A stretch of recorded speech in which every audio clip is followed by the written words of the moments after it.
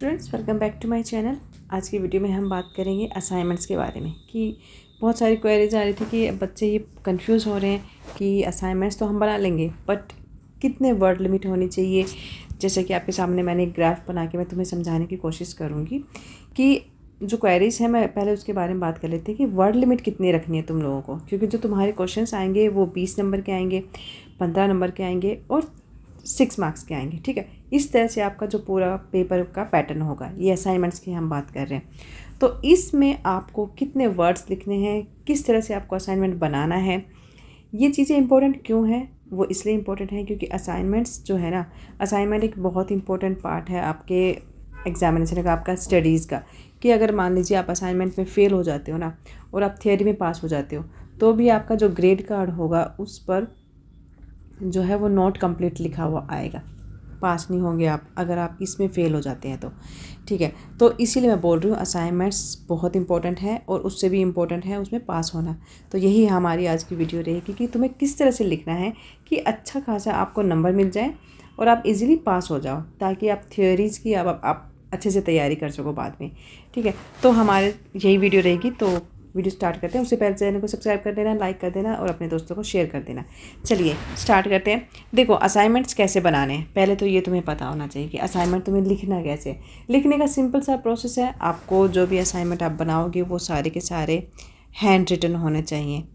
ठीक है, hand written का क्या मतलब हुआ कि आप खुद लिखोगे, हाथ से लिखोगे।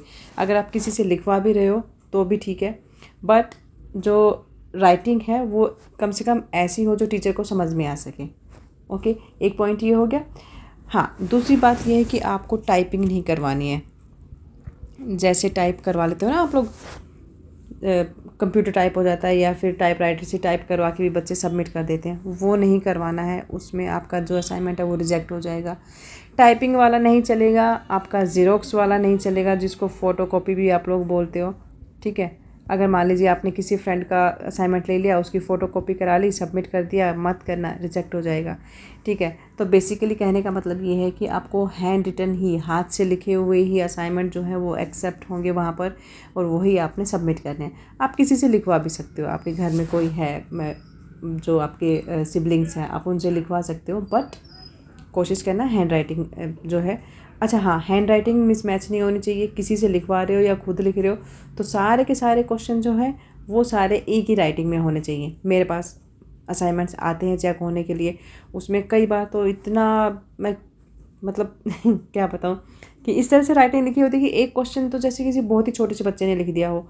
मेरे पास एक असाइनमेंट आया था ऐसा, मैं उसकी थोड़ी सी स्टोरी बता देती हूँ। उसमें क्या था कि उसने बनाया तो पूरा असाइनमेंट था स्टूडेंट ने, बट जो राइटिंग थी वो ऐसा लग रहा था कि 3-4 जनरेशन ने एक साथ बैठ के लिखा है। एक बिल्कुल स्कूल के बच्चे की राइटिंग में लिखा हुआ था एक क्वेश्चन, एक जो है कॉलेज के बच्चे की राइटिंग वाला था, एक ऐसा था जैसे किसी अंकल ने ही लिखा हो।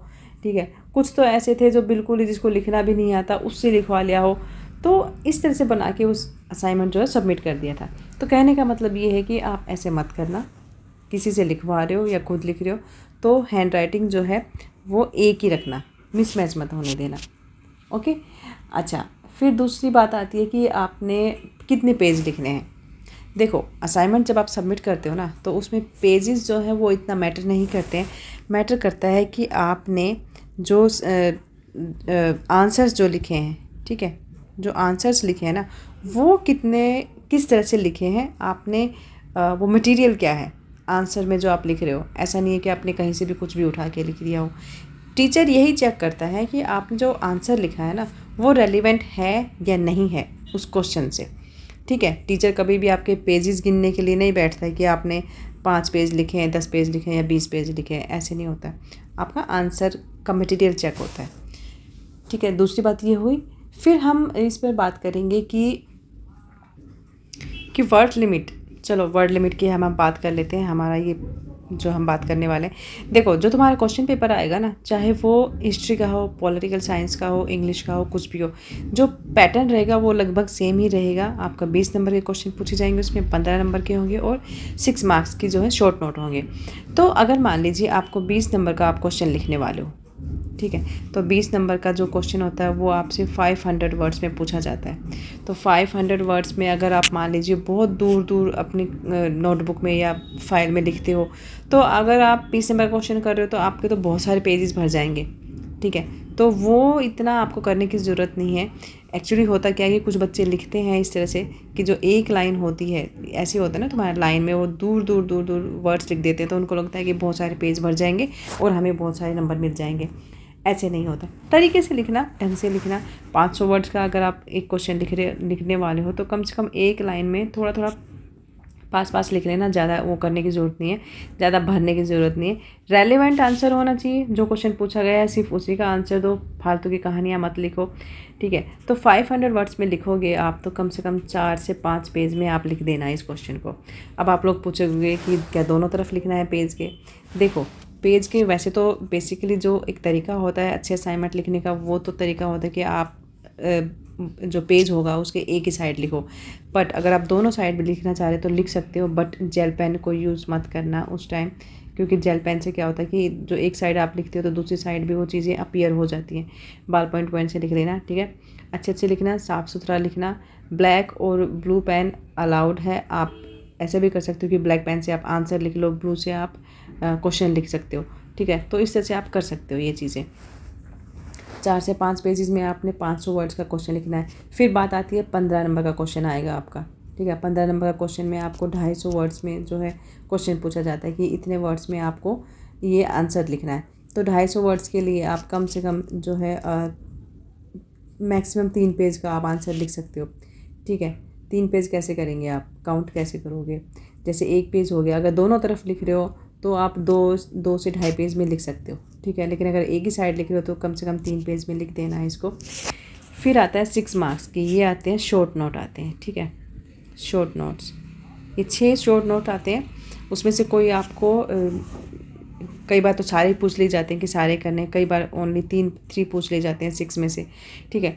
तो इसके लिए ना आपको 100 वर्ड्स दिए जाते हैं कि आपको 100 वर्ड्स में ये क्वेश्चन करना है। तो 100 वर्ड्स के लिए आप क्या करेंगे, 1, 1.5 या मैक्सिमम 2 पेज में आप इसको लिख सकते हो। कहने का मतलब ये है कि जितना आप अच्छा लिखोगे, वर्ड्स को जो फॉलो करते हुए अगर आप लिखेंगे तो उतने ही आपको अच्छे मार्क्स दिए जाएंगे।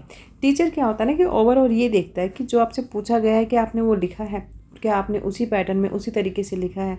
तो ये चीज़ें जो हैं इम्प्रेसिव होती हैं और एक ना टीचर की अटेंशन भी गेन करते हो तुम लोग जब आप इस तरह से वर्ड लिमिट को ध्यान में रखते हो आप लिखते हो, ठीक है। साफ़ सुथरा लिखना, नीट एंड क्लीन लिखना, और जो फाइल्स होती हैं वो बना के सबमिट कर देना थ्रेड से बांध के।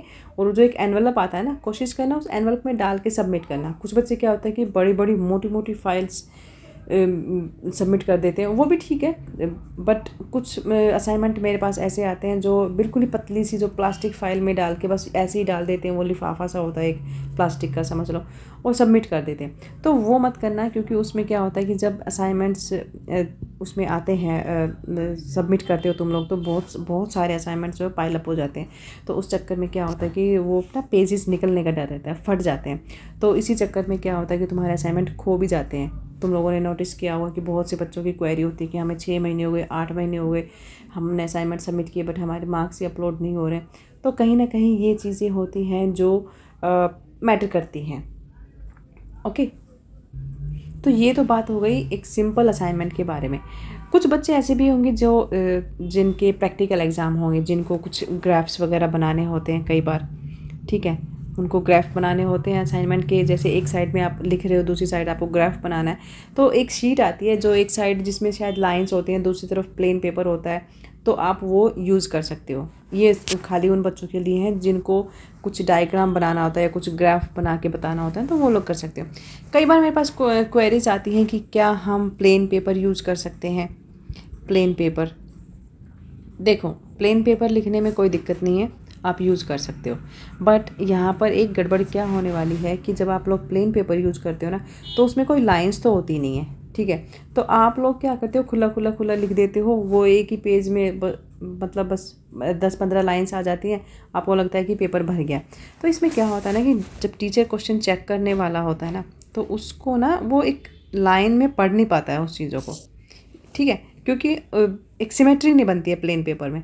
तो वहाँ पर क्या होता है, टीचर को हो जाती है इरिटेशन, और इरिटेशन हो जाएगी तो मार्क्स आपके आराम से काट देगा वो। ठीक है, तो इन चीज़ों से बच के रहना, प्लेन पेपर यूज़ मत करना। अगर आप मैथ्स के बच्चे हो, कॉमर्स के हो, या फिर कुछ प्रोजेक्ट वगैरह बना के दिखाना है तो ठीक है, प्लेन पेपर आप लोग यूज़ कर लेना। बट अगर आप हिस्ट्री, जो आर्ट्स के बच्चे हैं, अगर वो बच्चे हैं तो प्लीज़ ये प्लेन पेपर यूज़ मत करना। ठीक है, मतलब मैं ये नहीं कह रही हूँ कि आप यूज़ नहीं कर सकते हो, बट ये कह रही हूँ कि ये एज ए सेफ़ कॉर्नर मत यूज़ करना। ठीक है, अपने वही जो लाइंस वाले पेपर होते हैं ना, जो नॉर्मल पेपर होते हैं, वही चेक करना, वही करना, और जो A4 शीट होती है वो आपने यूज़ करनी है उसमें। ठीक है, तो इस वीडियो में मेरे को यही बताना था वर्ड लिमिट के बारे में। ओके, अगर कुछ और क्वेरीज़ हो तो कमेंट बॉक्स में पूछ लेना। बस इतना ही था आज का। चलो मिलते हैं नेक्स्ट वीडियो में। Thank you for watching, best of luck and bye bye.